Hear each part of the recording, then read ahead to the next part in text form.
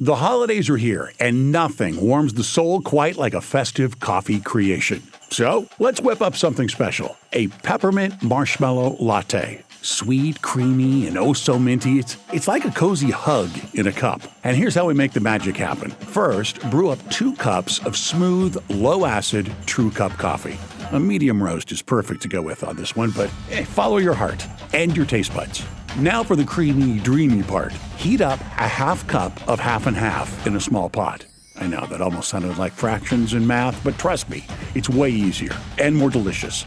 Once you see the bubbles around the edges, whisk in a 1/4 cup of mini marshmallows and keep whisking until they melt into the cream and form a sweet, velvety base. Add a half teaspoon of peppermint extract and keep on whisking for that holiday zing. And let's not stop there. Every festive drink needs a proper crown. In a chilled bowl, whip 1/4 cup of heavy cream until it starts to thicken. Add 1 tablespoon of powdered sugar and a half teaspoon of peppermint extract. And whip it until it's soft, fluffy, and peaks. Whip it!